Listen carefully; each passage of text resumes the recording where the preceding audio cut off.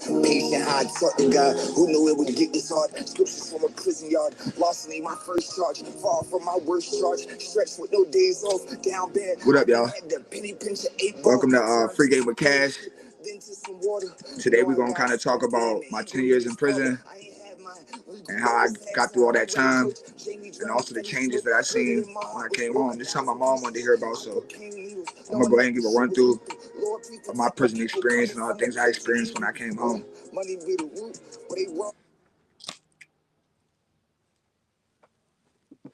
First of all, the simplest way is go to sleep and wake up. Because during that 10 years, I mean, shit, that's all you really got to do. But if you want your time to go fast, you got to find stuff to occupy your mind. Everybody got a different way to bid. I seen dudes bid where they sleep their whole bid off. I seen dudes bid out the pill line. I see dudes bid off the drugs. I mean, there's several different ways to bid. Me, I with it when I was 22, 23, so I definitely wanted to get myself in shape because I ain't want to come home looking washed up. You feel me? It's like, you go do all that motherfucking time, you definitely want to stay as young looking as fucking possible. Shit, you don't want to come out here and look like a motherfucking old, washed up old head. But for real, I did a lot of working out. Like, at first I didn't. I just played ball, like, kind of was goofing off when I first got to receiving.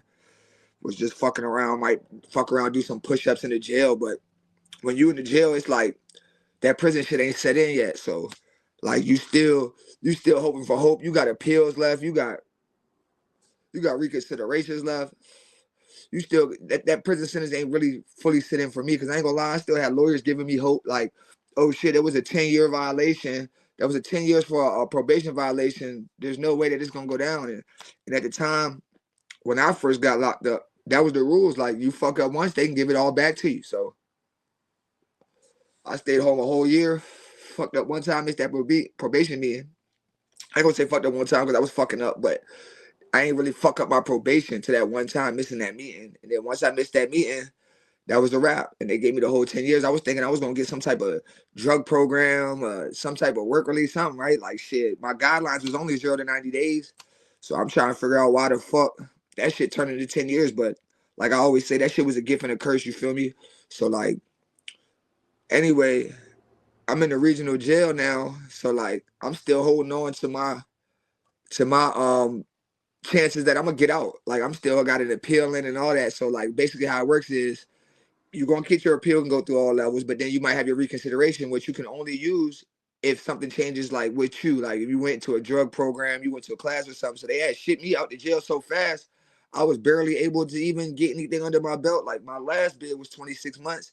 I never even went to prison. You know what I'm saying? So, like, after that, I was thinking I was gonna be in the jail for a little while. You know what I'm saying? I was gonna be able to get some programs, try to shake this 10 years, but that never happened. So I was kind of, like I said, I wasn't really talking to nobody on the phone yet and none of that, because I was trying to really get through my sentence. You know what I'm saying? I was really just trying to cope with having that 10 years, because that shit is a lot. I mean, niggas ain't gonna cry about it, but at the same time, it's like, shit, what the fuck? It's 2013. I ain't coming home to 2021. It's crazy. So, like, on my way down the road, shout out my boy Vic. Like, I remember, I'll never forget the day, like, sitting on the yard when we first hit receiving. Like, my bro he probably came home 22, 23, I want to say. I came home 21, and we both the same age. Like, we went to school together, and like we just was sitting on the yard looking out into over the other side of the fence. Like, God damn, bro, we ain't coming home for 10 or better. You know what I'm saying? So, like, that shit kind of really kicks in once you at DOC. Like, shit, this your home now. This is where you gonna be for the next year. So, like, me personally, I ain't want to. My biggest goal was not to come home like super washed up. Like, I didn't want to come home like institutionalized. Like, I didn't want to be back behind technology. I didn't want to be back behind the world, like, just knowing what's going on in the world. So, like, and I wanted to educate myself, because, like, shit, you can't do shit if you ain't educating yourself when you come back out here. So, like, my biggest goal was, like, just planning, like, trying to get the knowledge to execute some plans, like, even with, like, learning how to fuck with some of this dog shit, like, fucking with the dog shit, like, just picking up on things I could and staying in shape. Like, at one point, I kind of fell off a little bit, but I wanted to be a personal trainer. So that was, like, kind of something I could look forward to while I was there, like, just plotting my workouts and shit like that. I tried to definitely consume my mind with as much as possible, like, day to day as a routine. Like, damn, I got to study something. Like, damn, I gotta work out and then I gotta go to work. So I spent a long time, like every day. I used to work every day. So like me, my prison, I was at a road camp for like the last 5, 6 years of my bid. So like that was like the work therapy. Like boom, I could go to work, learn shit. I happened to be in the kitchen, so I got to learn like a lot of shit. Like boom, I had my own computer back there, so like I got to learn to fuck with the spreadsheets. And I had a boss that was teaching me just about like keeping inventory and like budgeting state costs like with food and all that shit. So like a lot of that shit consumed my time because like they got to a point where they wanted me in that bitch every day just because it was making my boss's job easier. You know what I'm saying? But I was just trying to train myself when I come out here, like shit, you might not get the best opportunities with jobs. So when you do, let your work ethic try to like get you to the next level. Because when you come home, it's like shit, I've been out the workforce for 10 years. So regardless, it's like I'm gonna have to explain to the people why I ain't been to work in 10 years, and then they're gonna be expecting somebody just, your typical stereotype, oh damn, this nigga's from prison, he just trying to get over type shit. So I always try to let my work ethic speak for myself. Like I don't try to miss work that much when I do have a job and shit like that. You know what I mean? Well, a job where I have to be there at a specific time. So like other than that, like day to day, I just like I said, I kind of just worked, kind of try to keep my mind focused. Like I was big on my dean for a while, so that occupied a lot of my time.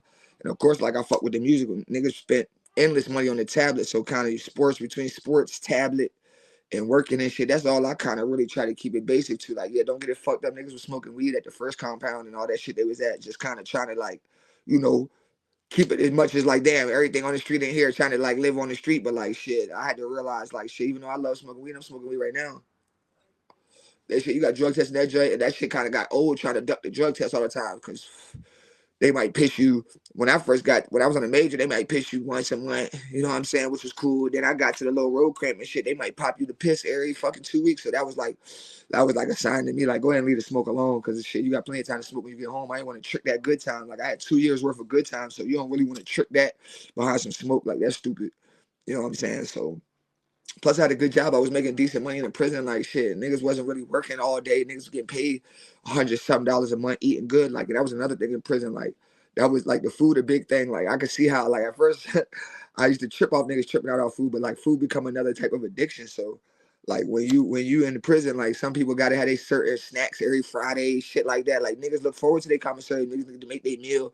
I watch dudes fuck up their whole month's damn near check on a meal every Friday, just trying to make a burrito, nachos. Don't get it fucked up. Some of the shit they make is cool, but goddamn, you don't need but so much in a meal.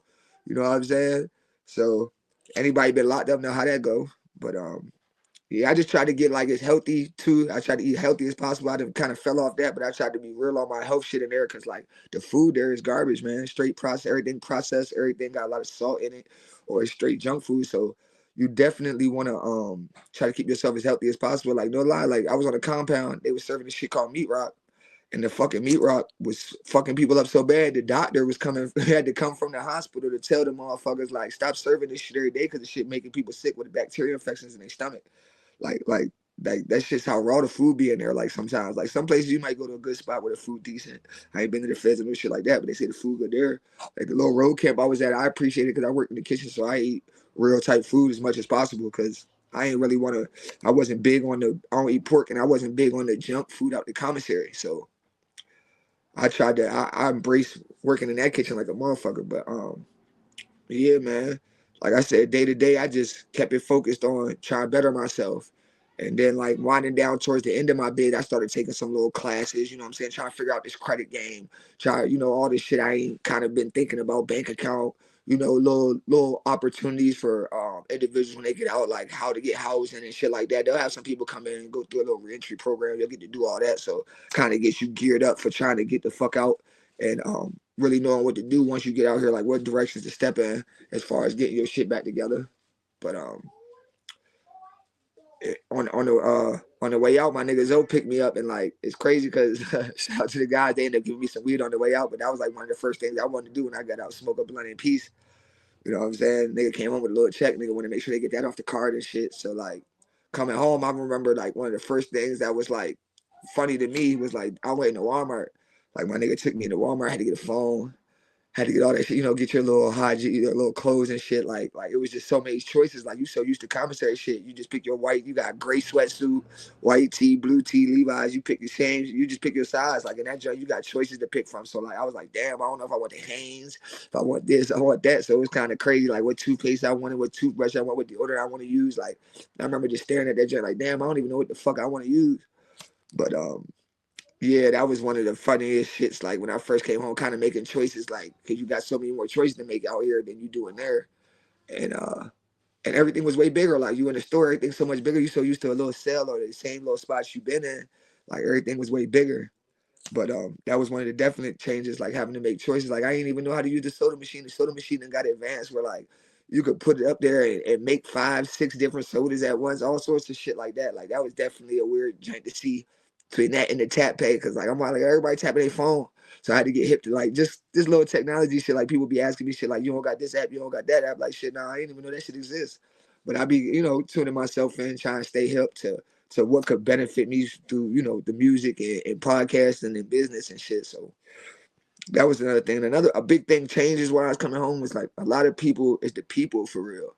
Like a lot of people, you remember them how you remember them, and then like when you get home, the relationship, them bonds ain't the same because like you grew apart. Like even though even though you might have talked to them while you was in prison, you still on. You might be a whole different person. Like I'm still a lot of the ways I'm the same me, but in a lot of ways I ain't. Like you know what I'm saying? And I think a lot of like that's why I always find it easy to talk to my niggas that been locked up because like they know what we going. They know how I feel out here. Like some stupid shit that might bother you, a regular normal person that should have fucked with a nigga that been locked up because like we just got a different mental when it comes to a lot of shit. You know what I'm saying? So like that was a definite big change. Like seeing some of my friends and some of the people that I've been around, like damn, some of them took a turn for the worse and some of them better. Like some of them you expecting, like, damn, bro, you want to come hit this jam? Some people be like, man, I don't even smoke no more. You know what I'm saying? Or whatever the case may be. And then a lot of people is on family time. So like just knowing that like a lot of the shit that I was doing in my 20s is just not rocking no more in your 30s, and people just change. Like some for the better, some for the worse. But I'm learning like you can't really force people to be who they were when you were kicking it with them.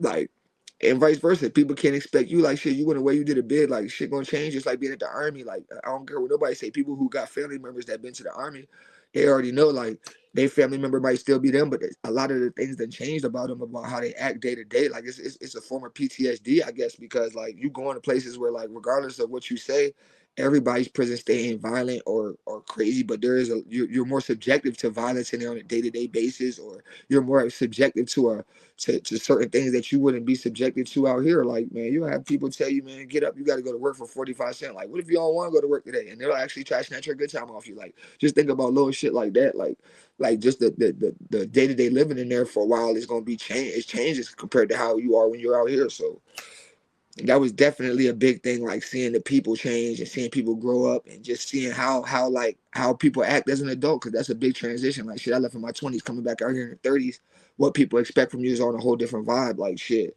dating wise, shit, in your 20s it's all the free for all, and in your 30s shit, you gotta have a car now, you got to have your crib now and all that shit. Like people ain't trying to go for that, you know what I'm saying? So that's male or female. So it's like just a quality of life is a big difference from coming home and leaving the streets in your 20s and kind of just fooling off without direction, then coming home at 30s and expecting to really have shit under your belt. Like you really got to get shit done. Like it's like time is of the essence because we're getting older, you know what I'm saying? So like I feel like the biggest thing too, like a lot of my prison guys, they're who are focused, they're more like rushing to get shit done, like even if it's something small, like where other people out here are just kind of casual, they just kind of chill back and like shit, I'll get to it when I get to it. So like a sense of urgency was definitely a change for me because everything came with a sense of urgency. Like shit, if I plan it, I got to do it. Cause like, what's the planning for no reason? I planned for 10 years. You feel me? So that was another change. Like, I mean, other than that, like in a lot of ways, shit's still the same. For real, for real. Like shit, people is still living day to day, struggling. Like a lot of people you thought were gonna come out here and be super up weren't. Like it's just harder to make a way. It seems like for a lot of people now, because like where we got the chance to hit the reset, we can come home and reestablish everything. Like people's already dealing with their day to day problems, and they like kind of compound. And that's what I was. That's another thing I learned. Like where prison allows you to slow the world down, where like you just got one problem you can focus on. Where out here it's like, man, you got your problems, you got your kids' problems, you got your BM's problems, you got your girls' problems, you got a lot of people's problems that you got to deal with sometimes because that's just how life goes. Like somebody, say somebody's car breaks down that needs to get to work, and they live with you. So now you got to kind of rearrange your schedule because now they can't pay the bills. So you got to kind of help them do what they got to do so everybody can meet a goal. Like it's just nowadays it's like it seems like a lot of that togetherness is gone. Like I guess COVID did that where people don't even be around each other that much. Like I got family members like cool as long as they cool with talking through the FaceTime or whatever. That's considered like bonding or kicking it with your folks. Like I think a lot of things I wanted to do when I came home was like kind of make some reestablish some new connections with people that I had bad connections with, or that like literally I just wanted to lay the groundwork of who I'm going to be when I got out here. Like shit, I ain't perfect still, but like I'm definitely far from where the fuck I was when I was out here. You know what I'm saying? So like I just think the most biggest changes is definitely getting around people and them just seeing you be a different person, and then trying to break through those stereotypes of is he gonna go back to the same shit? You know what I'm saying? Because that's if you like me, like shit, I've been getting in trouble, in and out of trouble, like shit, since 14, 15. So once that shit starts, it's kind of like that's what's expected of you. So like a big thing I do is like say big thing I have a problem with is say like I actually have a real problem. Like let's just say like I got in a car accident, which really happened. I got in a car accident. Boom, I ain't got my car. So like shit a little tougher now. So boom, while I'm going through this situation, I might try to lean on somebody for some bread that I usually don't lean on. So like a person in your family, say a family member might think, oh, he might be back to his getting high ways, or he back to bullshit. And a lot of that still goes on, and I'm still dealing with it now. But I'm learning to just like lead your best foot forward. Like shit, like fuck them. Whatever they think is what they think. Like as long as you know deep down you mean the best, then that shit don't even fucking matter. So like